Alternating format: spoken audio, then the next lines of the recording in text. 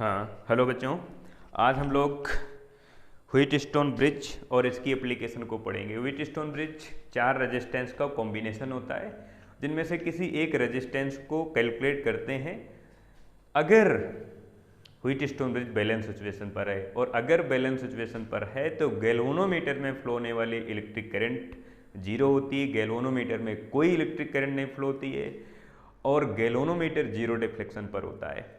तो समझते हैं व्हीटस्टोन ब्रिज में रेजिस्टेंस का जो रेशियो है इसकी बैलेंस सिचुएशन पर वो कैसे हम लोग कैलकुलेट करते हैं। रेजिस्टेंस के रेशियो को इक्वल प्रूव करने के लिए हम लोग किरचॉफ के सेकंड लॉ को यूज करते हैं, जैसे कहते हैं KVL, किरचॉफ वोल्टा लॉ कहते हैं। समझते हैं व्हीटस्टोन ब्रिज की एप्लीकेशन और रेजिस्टेंस की रेशियो वैल्यू देखते हैं। व्हीटस्टोन ब्रिज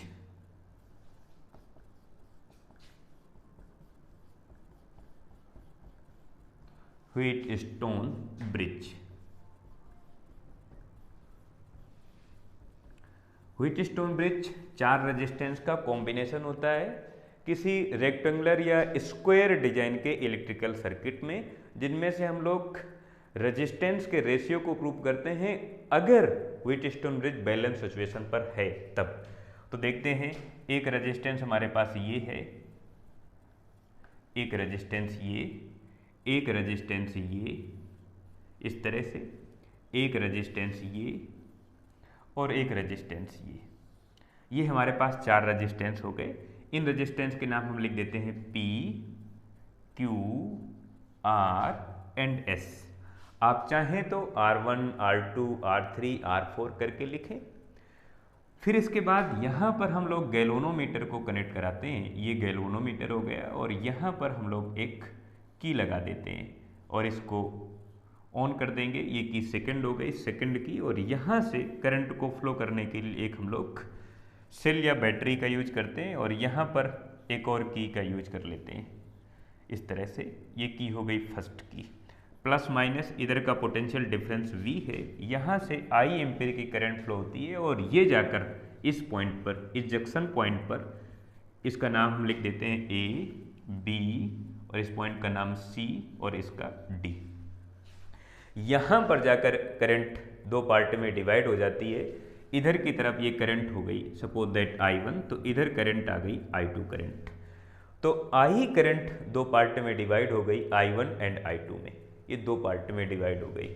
फिर ये करंट आके B और D पर इसकी डिवाइडेशन की सिचुएशन देखते हैं। पहली कंडीशन तो ये है, if VB is greater than VD, यानी B पॉइंट का जो पोटेंशियल है वो ज़्यादा है as a compare to D point के पोटेंशियल डिफरेंस से।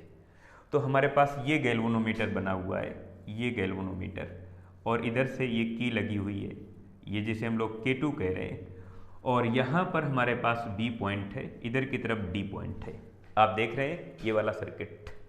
और अगर मैं कहता हूं कि B पॉइंट का पोटेंशियल ज़्यादा है as a compare to D point से, तो करंट इधर की तरफ फ्लो होगी। गैल्वेनोमीटर में फ्लो होने वाली करंट को हम कहते हैं IG कहते हैं, और इस टाइम IG की वैल्यू जीरो नहीं होगी। इस टाइम गैल्वेनोमीटर में फ्लो होने वाली जो करंट है वो जीरो नहीं होगी, और ये नॉन बैलेंस कंडीशन कहलाती है। नॉन बैलेंस, ये नॉन बैलेंस कंडीशन कहलाती है अगर ऐसा है। सेकंड कंडीशन देखते हैं, इफ अगर ऐसा नहीं है तो ऐसा भी हो सकता है कि D पॉइंट का पोटेंशियल ज़्यादा है as a compare to B point से। तो अगर ऐसा है कि D पॉइंट का पोटेंशियल ज़्यादा है as a compare to B point के पोटेंशियल से, तो करंट कैसे फ्लो होगी। ये हमारे पास गैल्वेनोमीटर है, ये की हो गई, ये ऑन है, K2 है, और यहाँ पर हमारे पास B पॉइंट है, इधर की तरफ D पॉइंट है। और अगर मैं कहता हूं कि D पॉइंट का पोटेंशियल ज़्यादा है तो करंट ये फ्लो होगी, इधर की तरफ जाएगी ये, और यहाँ पर जो करंट फ्लो होगी उस करंट को हम कहेंगे गैल्वेनोमीटर में फ्लो होने वाली करंट, और IG कहेंगे, इसका नाम हम देंगे। करंट इधर की तरफ फ्लो होगी IG, और इस टाइम भी ये जीरो नहीं होगी, और ये कंडीशन भी नॉन बैलेंस कंडीशन कहलाती है। बैलेंस, ध्यान रखना, नॉन बैलेंस कंडीशन पर गैल्वेनोमीटर की जो स्केल है वो जीरो पर नहीं आती है। गैल्वेनोमीटर की स्केल कैसे होती है, इसको मैं यहाँ पे बना लेता हूँ। ये हमारे पास गैल्वेनोमीटर की स्केल हो गई। यहाँ पर 0 होता है, इधर 1 2 3 इस तरह से ये डिजिट लिखे होते हैं, इधर भी 1 2 3 इस तरह से। ये गैल्वेनोमीटर की स्केल है। अगर गैल्वेनोमीटर की स्केल 0 के अलावा किसी दूसरे डिजिट के पास है, अगर गैल्वेनोमीटर की स्केल 0 के अलावा किसी दूसरे डिजिट के पास है, तो इसका मतलब नॉन बैलेंस सिचुएशन पर है। गैल्वेनोमीटर की स्केल डिफ्लेक्टेड है और वो बैलेंस सिचुएशन पर नहीं है। अगर गैल्वेनोमीटर की स्केल 0 पर है, अगर गैल्वेनोमीटर की स्केल 0 पर है, तो इसका मतलब है गैल्वेनोमीटर में 0 डिफ्लेक्शन है और सर्किट, ये जो सर्किट हमारे पास है इलेक्ट्रिकल सर्किट, ये बैलेंस सिचुएशन पर है। अगर मैं कंडीशन फर्स्ट और कंडीशन सेकंड को देखता हूं, तो कंडीशन फर्स्ट और सेकंड दोनों कंडीशन में गैल्वेनोमीटर की स्केल 0 पर नहीं होगी।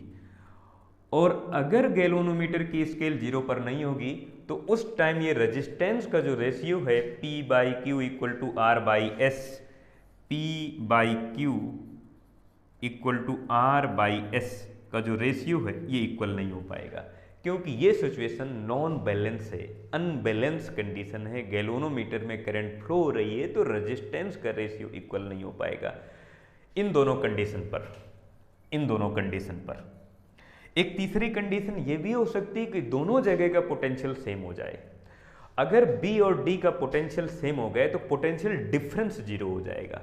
और अगर इस लाइन में, इस सर्किट में जो BD सर्किट है हमारे पास, इस सर्किट में अगर पोटेंशियल डिफरेंस 0 हो गए तो यहाँ पर फिर कोई करंट नहीं फ्लो होगी।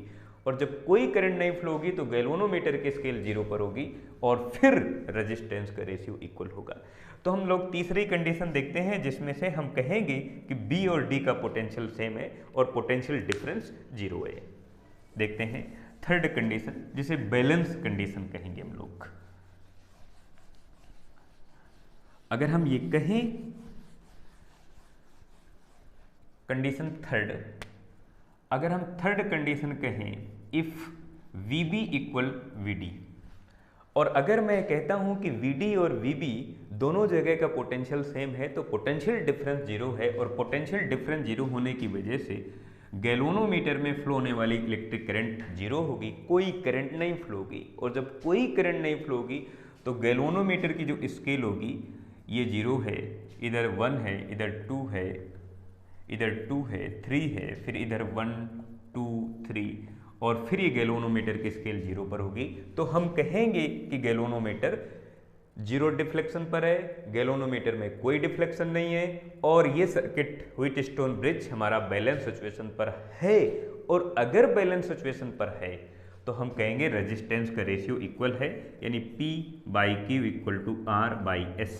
ये उस टाइम कहेंगे जब ये हमारे पास गैल्वेनोमीटर है, ये की है और की ऑन है, और इधर ये B पॉइंट है, ये हमारे पास D पॉइंट है, इधर जो करंट फ्लो हो रही है उसकी वैल्यू 0 है। यानी इस सर्किट में कोई करंट ही नहीं फ्लो हो रही है, यहाँ पर कोई करंट नहीं फ्लो हो रही, करंट यहाँ फ्लो हो रही है, यहाँ हो रही, यहाँ हो रही, यहाँ हो रही, यहाँ, बट यहाँ पर कोई करंट नहीं फ्लो हो रही है। और अगर ऐसा है, अगर ऐसा है, ये कंडीशन है, ऐसा नहीं कि हमेशा ऐसा ही होगा, अगर ऐसा है तो फिर व्हीटस्टोन ब्रिज बैलेंस कंडीशन पर होगा और रेजिस्टेंस का रेशियो इक्वल होगा। तो हम लोग इस बैलेंस कंडीशन का यूज करके, इस सिचुएशन का यूज करके रेजिस्टेंस के रेशियो को प्रूव करते हैं, समझते हैं। आप देखें जरा, हाँ, अब हम लोग रेजिस्टेंस के रेशियो को प्रूव करने के लिए KVL इक्वेशन का यूज करेंगे। और KVL इक्वेशन में हमारे पास लूप है, एक लूप ये हो गया,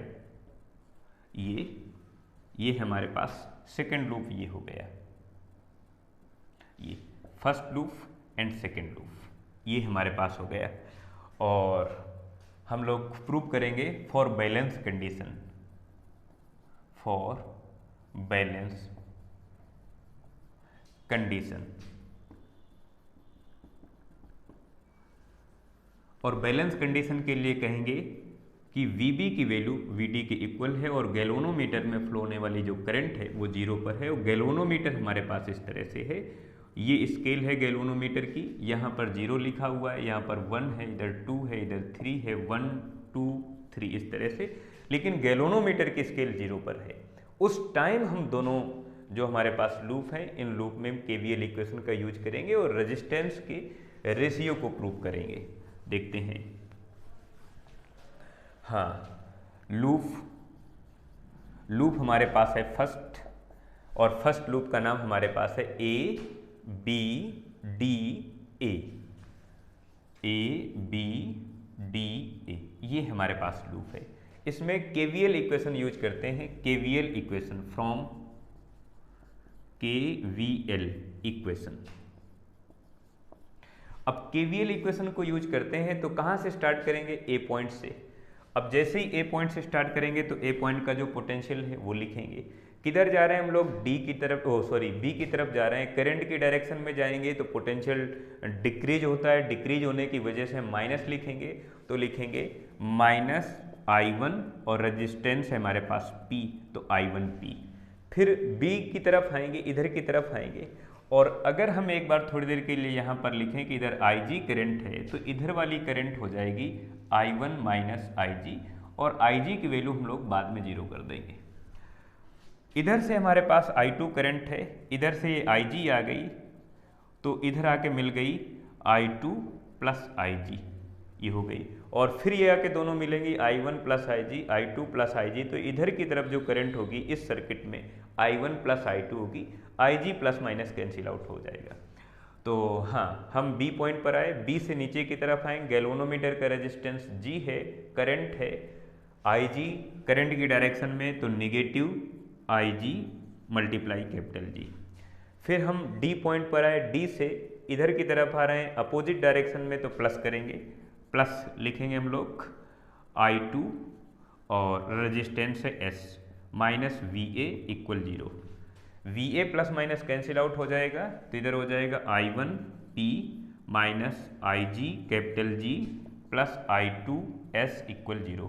और IG की वैल्यू जैसे 0 करोगे तो इतना टर्म 0 हो जाएगा, ये टर्म 0 हो गया तो इधर बचेगा minus I1P plus I2S equal 0। ये हमारे पास इक्वेशन आया, और अब हम उधर की तरफ ले जाएंगे तो इधर हम लिख सकते हैं I1P इक्वल टू I2S। ये हो गए हमारे पास इक्वेशन फर्स्ट। सेकेंड लूप हमारे पास जो है, इस सेकेंड लूप में केवीएल इक्वेशन यूज करेंगे। KVL equation for loop second loop का नाम है हमारे पास B C D B। आप किसी भी जगह से स्टार्ट कर सकते हैं, B C D B, इस तरह से। इसमें केवीएल इक्वेशन यूज करते हैं, तो केवीएल इक्वेशन यूज करेंगे तो लिखेंगे B पॉइंट का जो पोटेंशियल है VB, और हम लोग करंट की डायरेक्शन में जा रहे हैं, इधर जाएंगे, इधर आ रहे हैं करंट की डायरेक्शन, तो करंट की डायरेक्शन में निगेटिव लिखेंगे, माइनस का रेजिस्टेंस है Q, और करंट है I1 माइनस IG, इधर हो गया। फिर C से इधर की तरफ आएंगे D की डायरेक्शन में, और करंट की अपोजिट डायरेक्शन, बिकॉज करंट इस डायरेक्शन में फ्लो रही, हम आ रहे हैं इधर की तरफ, तो अपोजिट डायरेक्शन के लिए प्लस करेंगे। प्लस करने के लिए हम लोग लिखेंगे प्लस का रेजिस्टेंस R है और करंट है I2 प्लस IG, ये हो गया। फिर इसके बाद यहाँ से हम B की डायरेक्शन में जाएंगे, करंट की अपोजिट डायरेक्शन में, तो प्लस करेंगे, प्लस इधर लिखेंगे हम लोग IG multiply capital G minus VB equal 0, ऐसा करेंगे। VB से VB कैंसिल आउट हो जाएगा हमारे पास, IG की वैल्यू हम 0 कर देंगे, IG की वैल्यू 0 होने से हमारे पास हो जाएगा माइनस Q I1, ऐसा हो जाएगा माइनस Q I1, इधर प्लस ये हो जाएगा R, IG की वैल्यू 0 करेंगे तो प्लस का I2 R, इतना बचेगा, इतना ये टर्म 0 हो जाएगा, IG की वैल्यू अब 0 करेंगे इक्वल 0। आप इसे लिख सकते हैं Q I1 equal to I2 R, इसे इक्वेशन सेकंड लिख लें। इक्वेशन फर्स्ट ये आपके पास है, इक्वेशन सेकंड ये आपके पास है। दोनों इक्वेशन का अगर आप डिवाइडेशन करेंगे तो I1P डिवाइड बाई I1Q, आप दोनों का डिवाइडेशन करेंगे तो I1P divide by I1Q equal to आप लिखेंगे I2S divide by I2R, I2S divide by I2R। इधर से आप लिख सकते हैं P/Q इक्वल टू R/S, ऐसा लिखेंगे। ये रेजिस्टेंस का रेशियो उस टाइम आता है जब ये व्हीटस्टोन ब्रिज बैलेंस सिचुएशन पर होता है। आप इसे लिखें जरा,